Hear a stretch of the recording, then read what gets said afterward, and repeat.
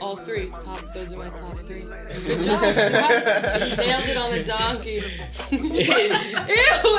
Isn't it pin it on the donkey? I think that's on camera. Right? I've had a few drinks. You might need to cut that one out.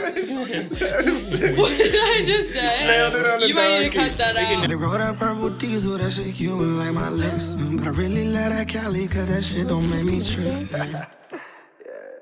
Hey guys, welcome back to the Millennial Mentality Podcast. I am your host, Nick Agnelli, here with my co-host, Peter Price, and our guest today, Berkley McGaughey. Hey y'all, what's up?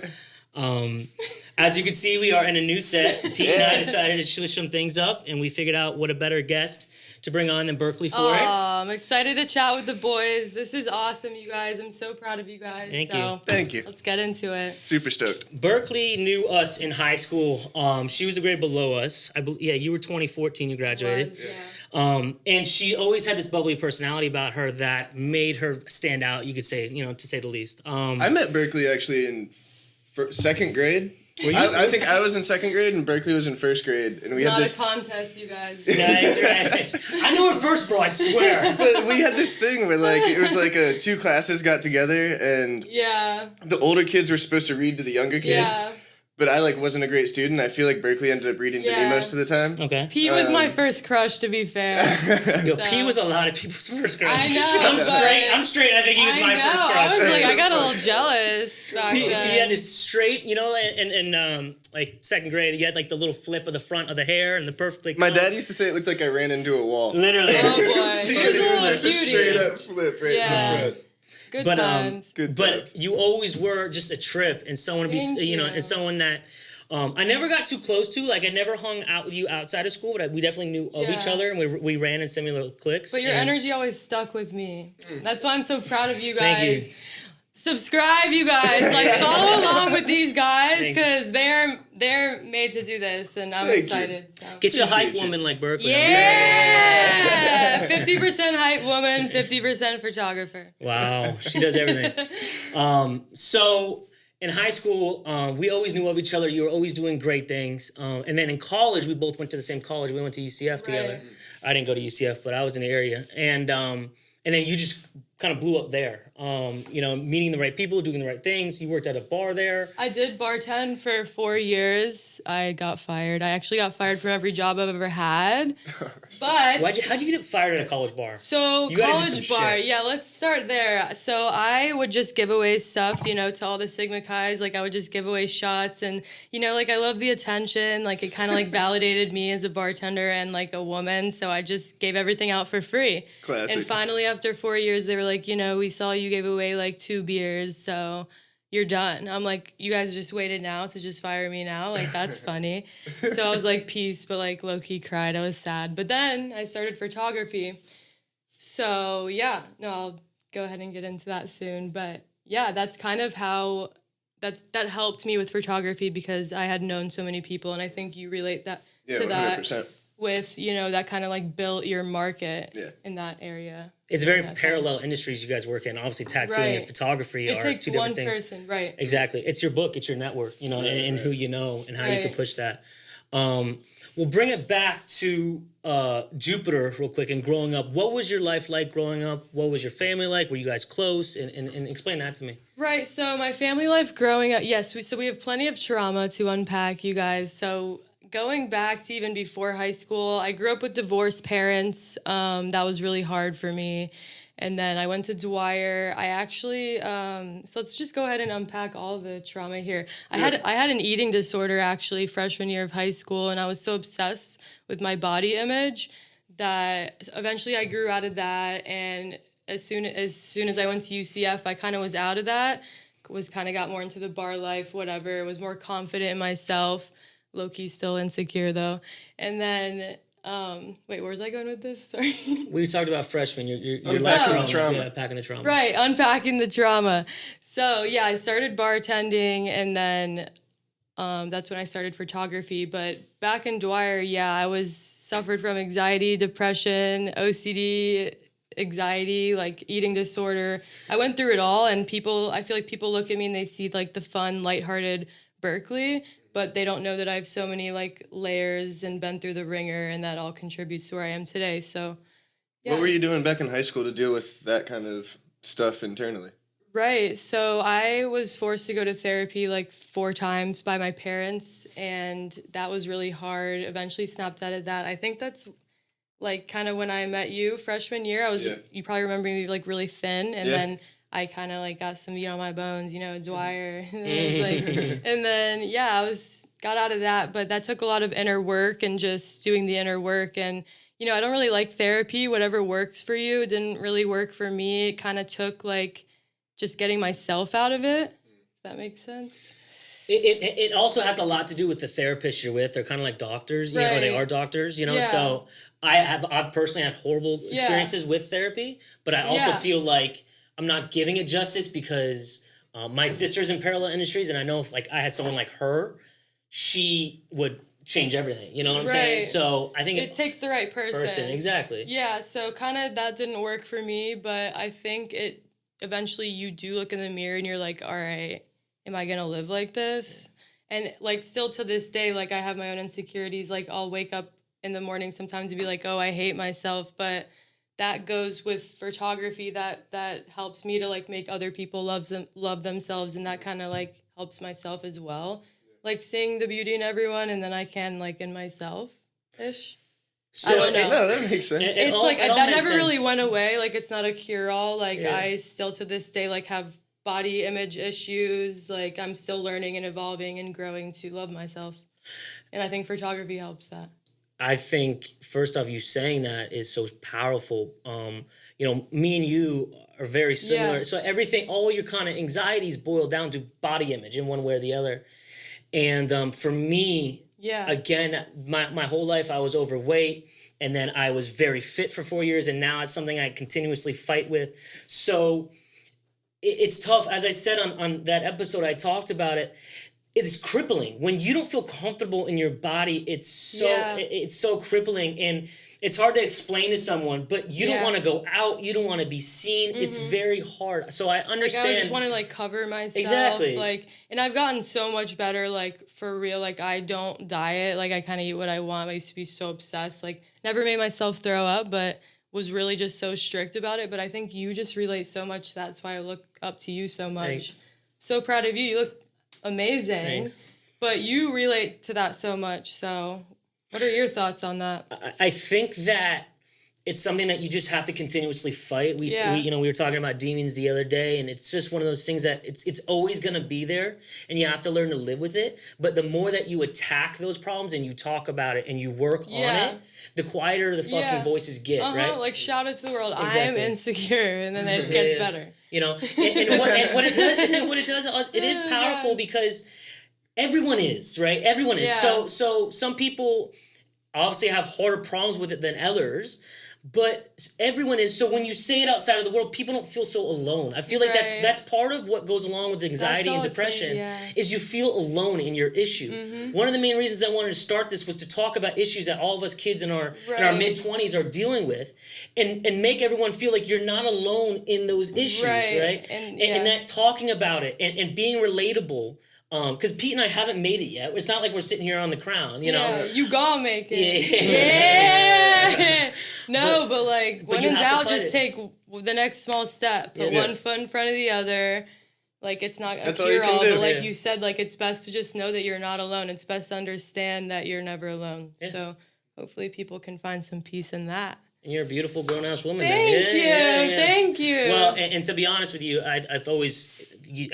I wouldn't have guessed you had body image problems. Exactly. You look at me and you're like, wow, she's so confident. Yeah, hot photographer. Yeah. Hell nah. I wake up and I'm like, holy shit, I hate myself. But then I snap out of it and everything's fine. And that's not every day, but I think that's every woman in the world. Yeah. When you wake up and like you feel alone in that thought, you almost feel like a burden to like tell someone sometimes. So that's your why doing what you do in your profession, because you feel like you're able to make women and men feel beautiful. Yeah, that's kind of like my standing point in photography is to like have someone leave the shoot and feel more confident, you know? Because I know if I am having my picture taken, I am a mess. I'm a anxiety mess. I'm like, oh hell no. So you tenfold rather be behind the camera than in front of the camera. Hell yeah, because no, I don't know. Then I don't know what to do with my hands. Well, props to you for coming on here today and getting in front of the camera. Yeah, it's all good. This is comfortable. I feel safe. Thanks. Cool. So growing up, again, you had the body image struggles. Yeah. Were you close with your parents? I know your brother, he's a great person. How was that family life like? Yeah, so Teddy is Teddy. You guys know Teddy. Yeah. We're Shout out Teddy. We'll always be kind of close, kind of not. I don't know. He lived in Fort Lauderdale, so he lives with his girlfriend. But when we catch up, it's always great. But you guys we are were pretty actually close in age, right? in high school. We were closer in high school because we obviously lived together. But yeah, parents were divorced. Was more close with my mom. My dad always lived away in Wellington, and then he eventually moved to Naples. Okay. So he was never really around. Kind of when I would see him is when he would come to take my brother and I to dinner. Okay. So it kind of was missing the dad figure in my life, which led to like an abandonment issue. Okay. Yeah. So you always wanted that. I laugh when I'm nervous. It's fine. I'm like, drama. It's something you feed for. Was a father figure. Yeah, and that's why I would just really attach to anything in life, like boyfriends, whatever. Would you express that to him as a kid growing up?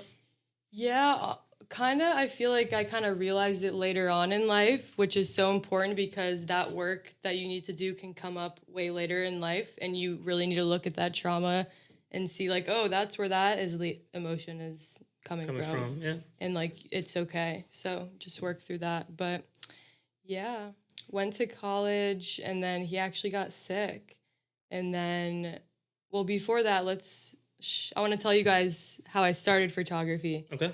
So we were on a trip in Napa Valley. I was like 21. We were wine tasting. I took a picture of a flower with my camera that my dad got me for like a hobby for Christmas. And I took a picture, and he was like, wow, you're pretty good. Like, you should make an Instagram. So I made an Instagram, made a little business. It was called Imaged by Berks. I don't know what I was thinking, but then it was Berkley McGaughey Photography. Now it's a long-ass name. Whatever.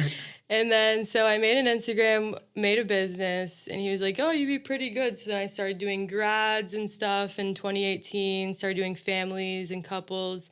And then all of a sudden, he took me to breakfast, and he said, like, he has cancer. And I'm just like, what? Like, I broke down crying and was not okay. And yeah, that was really hard. And I didn't know the entire time that he was sick, which was 9 months, that it was stage 4. So I didn't really know that he was dying. They were trying to protect me because I was still in college. And then I kind of was just figuring out that I wanted to be a photographer. He was getting sicker, he was dying, and I was really just realized that I want to do this with my life. So he passed away October 2018. And then from there, I would say is when I really took off, because I was so depressed for months after that I was like, okay, I'm going to, like, fuck fear. I'm going to go all in. I'm going to bet on myself. I'm going to do photography. So then good things started to come my way, and now I'm just kind of like doing it in his honor. But yeah, that's how I started photography. All right, I'm gonna unpack a lot of things here. First off, that's incredible. Thank you. I think just from being next to you, you kind of view his voice as the one that pushed you to go after your passion, right. And he kind of handed you that, and it's beautiful to hear. With your dad passing, how were those? So he told you, and then how long after he told you did he pass? 9 months. So you had about 9 month period knowing that he was. And then I graduated in May, and then he passed away in October. And like they wouldn't tell me that it was stage 4. They were like protecting me, whatever. But he hadn't shown up on my graduation. I was like, oh shit, like this is real.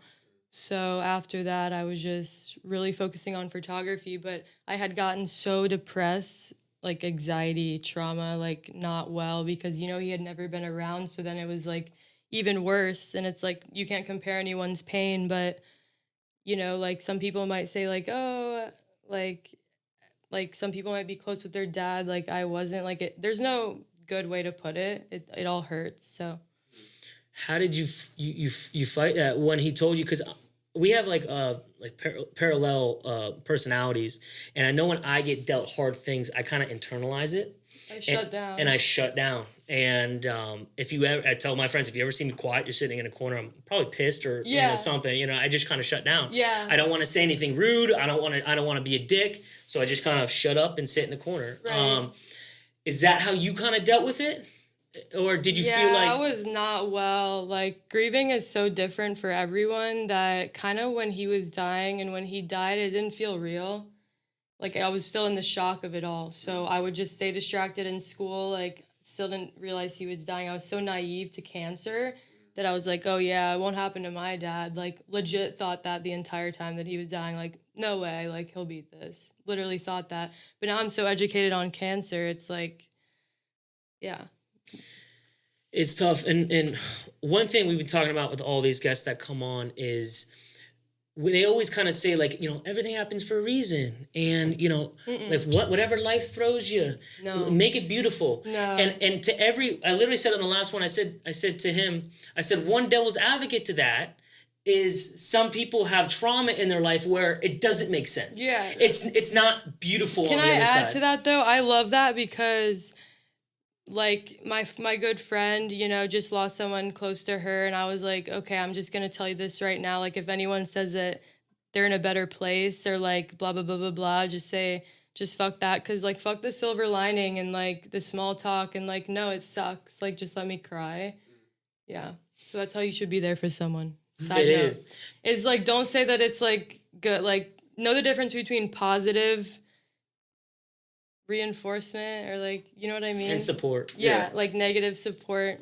That makes sense. And that's typically what I try to do is just say, hey, whatever you need, like, I'm here. You know what I'm saying? Like, I don't know your pain. Right. I don't know what you're going through. For me to be like, it's gonna be better, I have no fucking clue, right? Exactly. So but it's just a caveat because a lot of people, we're all dealt a different hand in life, but a lot of people haven't been thrown that curveball. Like Pete and I both have both of our parents. Right, you literally can't understand it. We don't expect you to. Right. But that's when you kind of just have to be like, I'm here if you want to scream, laugh, cry, whatever. And as I said with the demons before, the pain will always be there.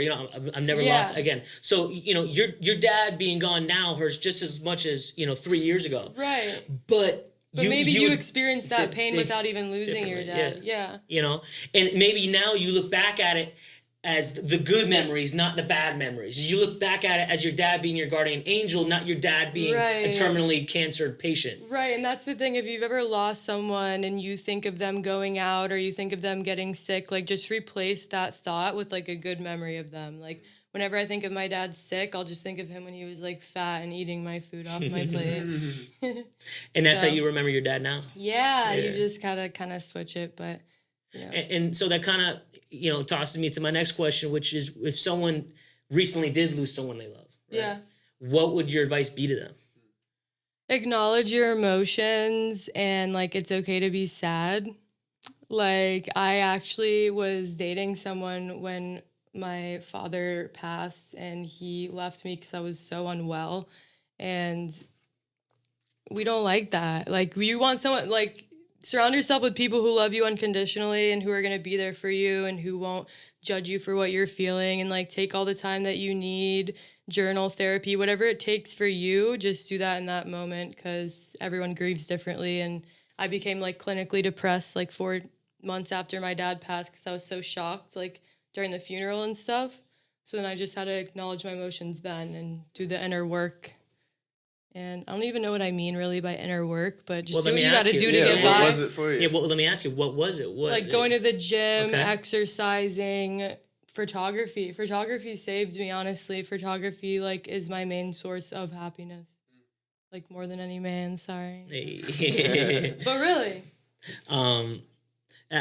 It's powerful, and I know people are out there who have lost someone close, and they're kind of in this same ballroom as it's they understand what you're saying. Of course, me and Pete don't, but again, I commend you for talking about it because it's helping other people deal with their situation. Thank you. Yeah, and I'll talk about this story till I'm purple in the face because I can talk about it now, and I want to help people grieve. Like, this shit's hard out here. This shit's rough out here. You know what I'm saying? So how is being a photographer and owning your own business? Being a photographer is fantastic. I fucking love it. I don't know what I would do without it, really, because like I said, I got fired from every job I've ever had, which was literally just red mango and then I remember red mango. It was that and then bartending, and I was like, wow, I really got to get it together. I always wanted to do something creative. I always liked taking pictures since I was a little girl. And then, it just kind of worked for me when all that happened with my dad, and now it just has so much meaning to me, so I would never stop. But, yeah, I absolutely love it. Let's just want to keep growing and evolving. Yeah. So I'm sure some of your past clients and future clients will watch this. On a lighter note, what is your most annoying thing about being a photographer? Because I see you post about it sometimes. Yeah. Oh, shit. So what is a not-to-do list for a client of a photographer? Oh, my gosh. I made a video about this one time. Have you seen it? Maybe not. But don't ask for discounts. Don't ask me to send you your pictures the day of. I love you all so much, my clients, but just don't do it. Yep. And, anyone, just don't do this. And, I mean, there's a lot of things that are kind of annoying that I don't even want to say, because it's like, I would say this to someone. Like, even for, like a hairstylist or photographer, I keep hitting this with my shoulder. I'm going to scoot over. But, I don't know, I think it's kind of annoying when someone's like, you like, say that you're all booked, and then they're like, you want to, like, let me know if anything opens sooner, like, today or this week, and it's like, nah. Because it's like, if you get that time, you want to, like, relax or edit or something. Right. So I mean, shoot me in the foot, but I don't like when someone tells me if something opens up sooner. Yeah. Is that mean? No. And not in a cocky way at all. This comes from setting boundaries and learning when to say no, because you will get burnt out. Because I used to say yes to everything, like every job, every single thing, and now I only say yes to what resonates with me. But that just comes from I was feeling so burnt out. So you have to set boundaries and leave time for yourself, and that really goes for any business, I feel like. Yeah, but you have to work to get to that point. Right. You have to work your ass off, and that was from saying yes for like 3 years to like every job. Right. Even if I wasn't getting paid, yeah, sure, like this will help me. Yeah. And then it's like there's levels. Oh my God. There's like levels to this. So it's like you hit that, and then it's like now you're on to the next level, and it's you grow out of certain... Yeah. And I feel like with photography especially, and I mean, it's not a field that I'm in, so correct me if I'm wrong, but even just from talking with Spencer a lot, I feel like something that people don't realize is it's not like you shoot the pictures and then you go home and put them on your computer and the job's done. Yeah. There's hours of editing and going through hundreds of photos, and people don't realize the behind-the-scenes stuff that's involved in that. It's not just magic in the camera. The shooting is the easy part. Yeah, right. That's damn right, because, you will go and you will edit there for 5-10 hours on one gallery, or maybe I just take way too many pictures. That's what I like to give a lot of pictures. That's what I think makes me stand out. So there's two parts to it. There's the capturing, and then there's the editing. Yeah. What's your favorite part? Not the editing. It'd be shooting, because I like to hype people up. I'm a natural hype woman. Yeah. I genuinely like to make people feel good, and I like to have fun at shoots. Like, I like when, like, the girl, like, I do a lot of couples, so, like, the girl already picks me, and then the guy shows up, and like, he doesn't want to be taking pictures. Like, he's like, all right, like, let's get this over with. And so, like, I like to, like, make him feel like he had a good time by the end of the session. So I just like to have fun. How do you do that? You throw drinks in their faces? I don't really know what I say. Like, you might have to ask my clients, but... I don't know. I like to have fun, and my poses are sometimes kind of crazy and make them giggle, and sometimes we'll get drunk. Like, I'll have a drink before a shoot with clients just to get to know them and make sure they're okay and feel kind of loose. Not feeling awkward, Like, because otherwise you might be stiff. You might very well be nervous. A lot of people are more nervous than I am coming into a shoot, so that's why I kind of like to be, like, kind of feel them out. Yeah. Like, who are you? Like... Do you want to be blacked out for this or not? Yeah. It gives you confidence. I like that. Yeah, it probably works. And I haven't even asked you this, but I'm sure, being you guys in your network being, very well known and all this stuff, you get hit up by people that kind of expect a discount, because I've known you since elementary school, how do you deal with that? Do people straight up ask you sometimes? Yeah. Oh, yeah. Wait, I just had a really good point and I forgot it. Damn. Classic. But if you don't ask for a discount, you're more likely to get one. Yeah. Because then I will want to go the extra mile if you're respecting someone. Mm-hmm. Yeah, and I'm not a business expert, by the way. These are all opinions based off my own experiences. Yeah. Which makes you a business expert. I don't experience that so much in the tattoo world now, but in the restaurant, in the bar business, it was fucking terrible. Yeah. Everyone that comes in that is your friend, which is everyone that comes to the bar, especially as the manager, it's my job to befriend everyone that walks in the building. It's because they know it's easier for you. It's easy for you. It just becomes standard. You have to pay for all of your ink and stuff. I don't know anything about this. So the supplies and stuff for tattoos aren't super expensive, but every tattoo does cost me money to do, But I haven't experienced that so much in the tattoo world. I think maybe because it's something that the person getting the tattoo knows that they couldn't do on their own. So they sort of just respect what the price is. Right. But in the bar business, I just remember it being a constant thing, every day. I'm the manager with the power to discount stuff and comp stuff, but when you come at you with that energy, you expect it, Or sometimes people would really come in and be like, oh, I know Ned, the owner's my boy. Yeah. He's like, okay, dude, I know the owner too. He writes my paycheck. What's up? Yeah, that's the thing. You have to stand your ground in photography. One of my biggest struggles was always charging people, and even people I didn't know. I would just feel bad in my heart. I would just feel so bad. I don't know why. So you have to charge them or else they'll expect it. Right. And if they come back, they're like, oh, well, you're going to do this for free? And more often than not, they're expecting to pay, Most people, I think, know that you're providing a service for them and want to pay. But I experienced the same thing when I first started tattooing, feeling weird naming my price, because it's literally just me making up a number for what I'm worth. And you have to have confidence in it, right? Because if they sense the fact that you're like, $300 for this tattoo? If you're questioning it, they're definitely going to question it. And I always like to say, just charge, sometimes there are people hey, I'm just starting, what do I charge? You just charge whatever, you would pay for your photos. Someone before was I would never pay $500 for photos, and it's but that's what the artist charges. Yeah, right. So it's standard. But art made for everyone is art made for no one. That's right. That's shit. Not the book of quotes. If you were to go back and tell 21-year-old Berkley who just started photography at UCF one piece of advice, what would it be? 21-year-old Berkley? Oh no, I have so many layers. 21-year-old Berkley, I would just say calm down, stop wanting so much attention from boys, and start photography, because I started kind of late. But it's never too late to start. When did you start? 22? I was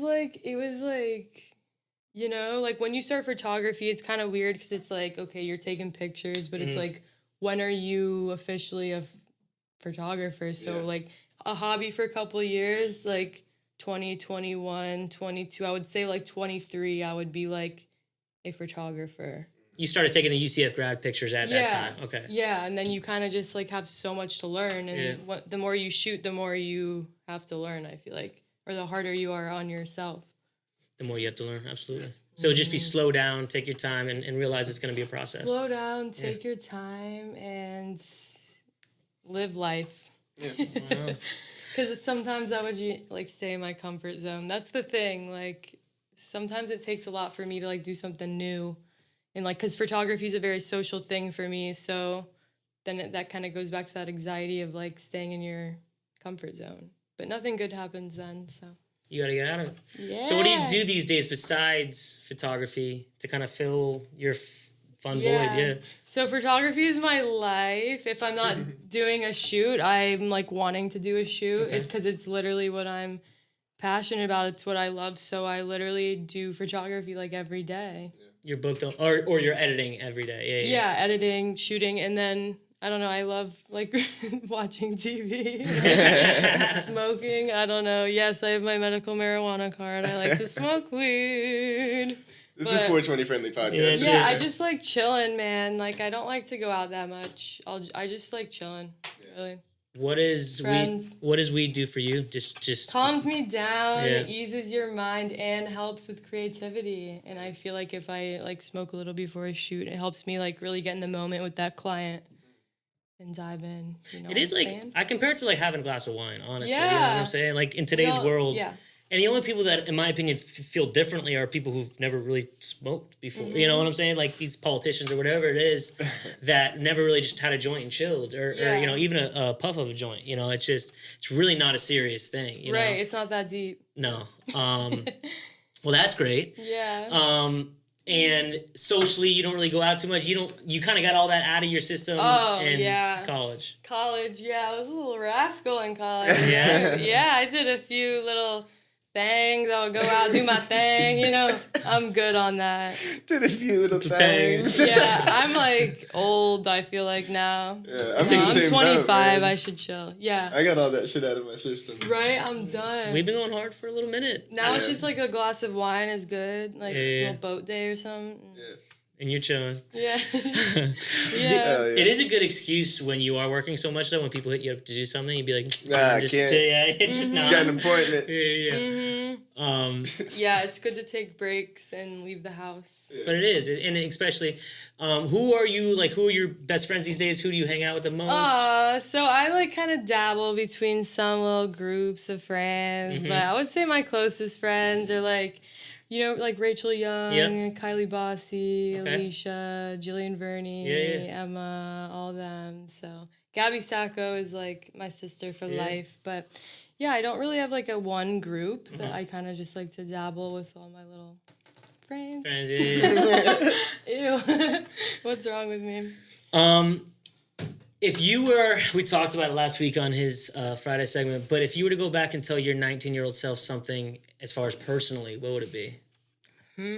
Don't care so much about what people think. Like, I would literally rather, I don't know, like I would just be ruined about other people's opinions, and I would create them in my mind too. It's not like anyone said anything. Yeah. It's like, oh my gosh, I would go to high school and like, what if like, you know, like my fat is showing? It's like, no, who cares? Yeah. You can't change. There's much more things about yourself than your body image. That's it. So and like you said, a lot of the times you fabricate it. You know, it's stuff that no one's paying attention to you like that. No one gives a fuck. Wow, Berkeley has like these issues. Like, yeah, I got a lot of issues. Everyone does. I would just say, like, not everything has to be perfect all the time. Like, I also have really, really bad OCD. Filled with problems. But, yeah, that just makes me feel like I need everything to be perfect. And that was way worse back when I was 19. So I would say just get over it. Get over yourself and just, like, get over it. So are you OCD in the fact that, like, everything has to be, like, perfectly organized? Yeah. Really? It's ridiculous. Yeah. Like, if I walk into your room, everything is... Oh, there won't be one crumb on the floor. Really? And if you put one there, I'll whoop your ass. Are you going to be a mom wear no shoes in the house type thing? Honestly, shoes in the house, why? It doesn't really bother me as much as everything else does, so... Did you ever go over a house when you were growing up and there was no shoes allowed? Yeah, sometimes still people will come over and, like... take their shoes off next to the door, and I think it's so cute because, like, I got my fucking shoes on in my house. Yeah, right. I don't think about that as much as other things. Yeah. But I also like wipe Bruce's paws after we walk him. Every time? Yeah, every time. Like after we go on a walk, we come back inside, and I go, "Come on, Bruce," and he meets me by the sink. And I wet a paper towel. See, is that normal? That seems a little bit OCD to me. I mean, I'm definitely a little bit of OCD. I know I am. I like it, though. That's good. We like a clean man. Just so you know, if you have any... Who's we? Whenever you refer to we, who's we? The females. Okay. Yeah, who is we? I like to talk in, like, plural human. Okay. But no, if you have any qualities like Pete and you have a penis, please keep that up because... We need that out of men. We need cleanly men. Well, thank you. Mm-hmm. You know, I talked. And you seem clean. Yeah, I mean your crib is fucking immaculate. Maybe he just tidied. No, Paige makes me better. You know, I'm like. Oh, he got a woman on the beat. Yeah. Hey. We like those women. You know, I talked. We like women. We had a debate. We had a debate last week. I'm gonna bring it up. I talked to a lot of people this weekend. Washing the legs is like a thing. Oh shit! Yeah. So on the cleanliness, I looked at Pete last week, we recorded an episode, and long story short, there was technical issues, but we're gonna have to re-record it. It was host issues. I looked at him. I said, "Pete." Someone asked me the other day. It's a weird question to ask, but they said, "Do you wash your legs?" You? Like in the shower. Do you, like in your shower, like in a man? Of course. Like scrub your legs. Are you kidding me right now? So you better get that loofah, boy. No. Oh, so that was gonna be my next question. You use a loofah? Listen, or you if just your a hand man guy? don't wash his legs, I'm a loofah guy. You're a loofah guy? Yeah, are you hand? No, yeah, I'm just Really? So are you bar soap or liquid soap? liquid soap. Okay, and then you just lather. I get the one with the beads in it though. Oh, you're an exfoliating Yeah, guy? exfoliator. First of all, I used to wash with my hand, and once I got a loofah, man, There's no going back. There's no going back. After that, it's like, how are you clean without that? No, that's my next thing, isn't it? I'm gonna get the back scratcher. But do you use a loofah? Yeah. You don't wash your leg? Well, I mean, we talked I'm, about it. extra Gravity dirty. kind of does the work. Oh, you know what I'm saying? oh, Like, no. it flows down. Hot tea, ladies and gentlemen. Down the river is clean. Oh, You know no. what I'm saying? Down the river's clean. It just What? Down the river's clean. Oh, no. Don't fucking I'm judge not me. judge Ask your man Poor at Nick. home if they wash their legs. No. Don't ask him because he might lie to you. Watch him. Oh, yeah, that's Watch true. him. That's true. They're sneaky. Yeah. Because I had some friends tell me No, that I goes wash for my toes. anything. Yeah, that goes for anything. Don't ask him, just watch him. If you don't know a man's intentions, Watch. just He'll watch show the you. boy. Berkeley's straight like this. With her man. That goes for anything. Yeah, no, it sure does. I had fucking people telling me this week, they wash in between their toes every time, though. No too. way. And I'm I like, do. that's a fucking flex. Really? That's me every day in the shower, no flex and detected. You scrub in between every toe? I scrub till I can't scrub Are you an open anymore. shoe person? You wear flip flops a lot, though? You know? Yeah. Yeah. Okay, so difference, you Yeah, know. right. My Shoes- toes It's are not never even a look exposed. thing, it's a feeling of cleanliness. Yeah. No? I mean, Down the it river definitely is hits Down the different when river you take and a real good shower. grab Like it. I was telling you when I answered this question the first time, I used to play paintball competitively. Correct. And you'd be like Yeah. fucking filthy after Then you those need to days. scrub So your then I'm toes. scrubbing everything, in between the toes and everything. And it Yeah, does let feel me preface that, too. If I go to the beach... Coming from the man who doesn't poop in a public toilet. Yeah, I can agree on that. I got weird things. But if I go to the beach and I have fucking like sand up and down my legs, I'm washing them down. Yeah. If they're dirty, I'm washing them down. On a normal day, if I'm wearing pants, shoes, and socks, and I didn't like kill myself, You had a protective layer. yeah, dude, come on. I'm dead. Oh, God. So Love that if your for man us. says otherwise, I don't believe him. Fuck him. Yeah, You know. right. Hot lied. tea, ladies He and lied. gentlemen. Yeah. But I was getting a lot of heat for that. I'm like, you know what? I can't. That's funny. Second, what's your top 3 cereals? Oh. I love this question. Ooh. Okay. This might be an unpopular opinion, but Honey O's. Have you ever had them? That is an unpopular Is opinion. that the Walmart? Shout out Gabby Sacco. You need to get. Is that the Honey Walmart O's, version of and you need Cheerios? to be high. It's delicious. To be honest. Just, Wait, just buy the O's, or I'll buy them for you. Where is Honey O's? I've Yeah, never it seen sounds it in my like life. it sounds like Exactly. bootleg honey. What do you Nut mean Cheerios. anywhere? Wait, whoa. Wherever you want, Publix, Walmart, Okay. Honey O's. Honey O's. Is it a yellow Amazon, box? It is. She said You must Amazon. have had them Like before. she's ordering Honey O's on Amazon. Okay, keep going. So that's one. Honey O's is Cinnamon one. Toast Crunch. Okay, Yeah, basic. good. Honestly, I feel like I kind of just threw that in without Yeah. confirming that that's in my top 3. Okay. Um, Like a Captain Crunch. Oh, okay. no, Okay. I don't understand the hype on Captain Crunch. Captain Don't come Crunch at guy. me with You that. never have Captain Crunch I'm peanut butter? crunch berries. No, I'm not a big peanut butter. I love like the Really? Special K berries. Okay, that's fire. Not Like a even little on a dieting aspect. Like it's a just little sliced fire. banana. You ever throw some banana in there? Okay. Yeah. Slap that banana. You want to hear something Okay. gnarly? My Busted. dad used to love Special K when I was a kid, Yeah. and if we were out of milk, he'd use orange juice. That's sketchy. Yeah, that's Nasty, sketchy. right? That's- Fucking weirdo. You gonna need a backup with that. No, you go dry. You go dry. Oh, no, I'm not sure about that. Strange guy. He also used to like put a scoop of protein powder in it though, and it would just like clump up and be With disgusting. orange juice. Yeah, and just. That's unbelievable. I've seen that man eat some shit. That's fucking crazy. Unsure about Dedicated to the gains. that. That is iconic. Yeah. But yeah, I don't know. I'm not a big cereal girl. What's your go-to like breakfast? Are you a breakfast person? Avocado toast, basic veg Really? right here. It is fire. It just Yeah, no, it's sounds great. so good in the morning. I mean, what sounds better than a divine avocado toast? And I'm talking divine bread. I want like a divine whole wheat bread with avocado and a nice sunny side up egg. And you know what? In Jupiter, they don't even like really have that here. There's Kind a of disappointed. you don't fuck with Bagel Boy? Mm-hmm. Okay. But I'll get an omelet.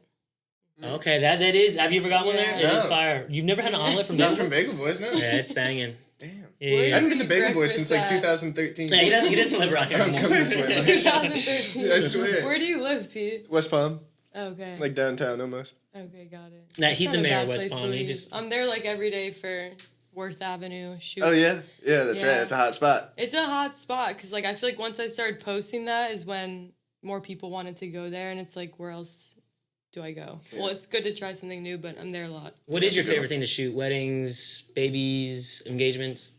All three. Those are my top three. Good job. Nailed it on the donkey. Ew. Isn't it pin it on the I donkey? think that's on camera. Uh-oh, right? I've had a few drinks. You might need to cut that one out.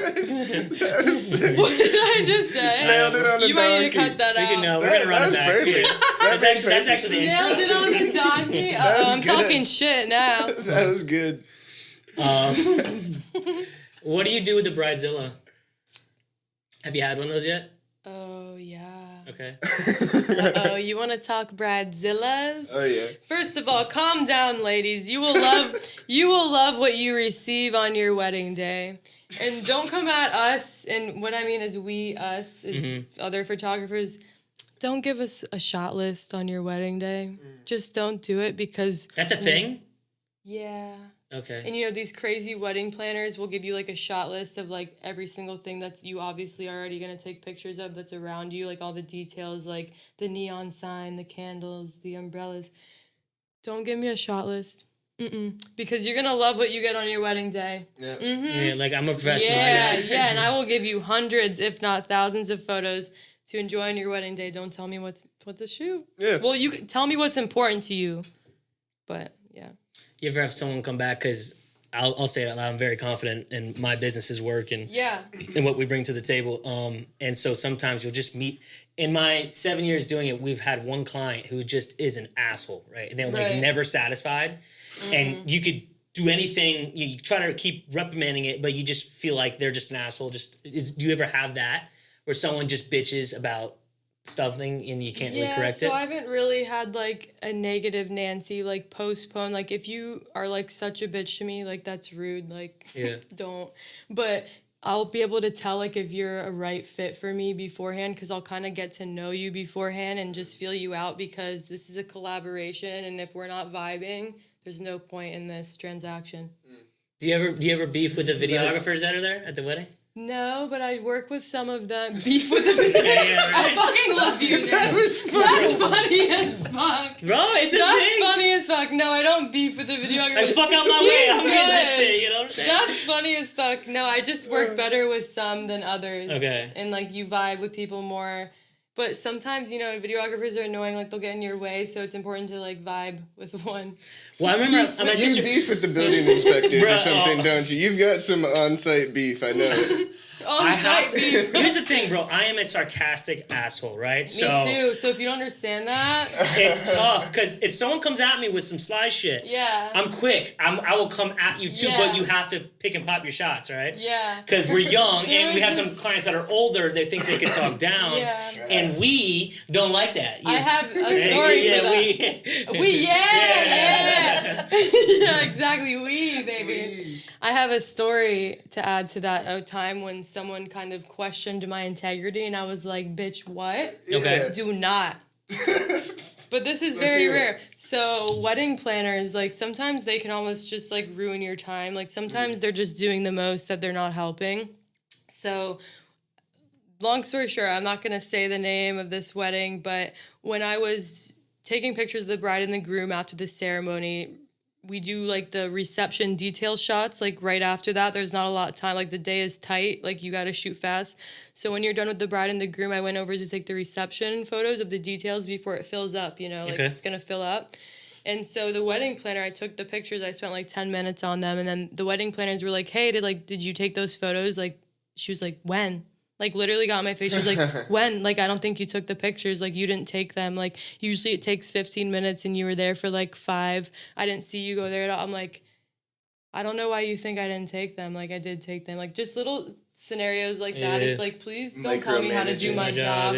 Because when you're hiring a photographer, like, let's hope that they know what they're doing and what shots to get, and just trust that. That's why they picked you, right? They went with you because they trust you. I literally had someone tell me that I didn't take detail pictures when I could show them to you right now, and we can move on. Contractors hate designers, dude. Yeah. No chip in Joanna Gaines shit. Like, it because if some are great, don't get me wrong, some are fantastic at their job, but some, like she was saying, do so much extra, and they'll pick colors and options, and they'll paint a whole entire house one color, and they'll walk in and be like, don't like it, switch it. Yeah. And just expect you to like flick your wrist and have a painter come and change it that day. Yeah.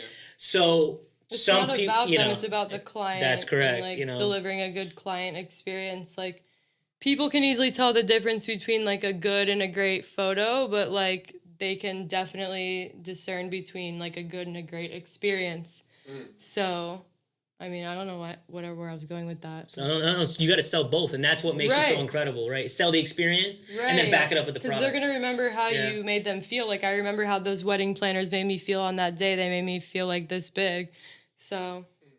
Is it usually the bride that's booking you, or the wedding planner that books you? The bride, and a lot of wedding planners will like suggest photographers, but it just completely depends, because maybe like a bride will be looking at a photographer like her whole life, and she'll be ready to book that person. Right. And like sometimes like a venue will only allow certain photographers to shoot at a certain venue. I don't know if have you started wedding planning? Yeah. No, honestly, it's going good. Obviously, not to be like sexist. Typically, the woman does majority of work. That doesn't mean I don't care. I'm not gonna say I have my opinions too. But like the other day, like for instance, a few weeks ago, flowers. Like flowers were on the menu. Yeah. I'm like, babe, no, like I can't. Like I want our wedding to be beautiful, but I have no opinion on flowers. Yeah. Like I'll sit through. We sat through a Skype meeting. I'm there. I'm present. Yeah, you'll chirp in when needed, talk when necessary. I don't care. But the females do usually. They do what they want, and then they like. You really don't have a say. Here's a hot take, cute wedding question for you when you get married one day. Are you going to do a first look, or do you want to see her for the first time walking down the aisle? I'm impressed you know that. That means not see the bride in the dress beforehand? So traditionally, like in like That's cute. In at least in my family's like traditional. Jojo. Yeah. Jojo. Yeah, the bride. Yeah. I'm trying to pop out of a bush when you propose. You'll be there, Yeah. In a bush. I'll be right next to her in the bush, like, yes! What are you thinking for first look? So I'm old school, like fake Italian. Like I want to see her for the first time walking down the aisle. So I know, I know logistically wise, it works better when you have a first look because you can take a lot of pictures. But like I want to see her for the first time walking down that aisle. And you're entitled to that. Yeah. Yeah, you don't have to do one tradition on a wedding day that you don't want to do. Like my bride a couple weeks ago, her and her man were actually getting ready together, and like I wouldn't do that. But that's a good point of you don't have to do one tradition. But I love that, and I think like for people that do want to do a first look, it doesn't take away from that raw emotion coming down the aisle. But also, it's gonna be amazing because that's it. So I'm with you. I mean, I feel like that's. I didn't realize there was another option. Yeah, first looks are big these days. I thought like you don't get to see her until it's learn something new every day. But yeah, that's kind of my plan. Mm-hmm. And then try not to cry and shit. I think the grooms are the cutest, man.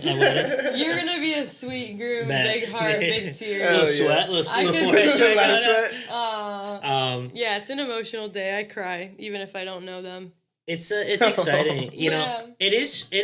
Like I don't view things as stressful, right? Like there's a lot of decisions to be made. But I told Paige from the get-go, like if we make this stressful, I don't want to do it. Like I'll get married with you in our fucking porch and call it a day. Right. You know what I'm saying? Like I want this to be fun. And I want this to be fun. And so really, like the only request I had was the no first look. I want to do a last dance. So after I want the wedding to stop, so everyone leaves.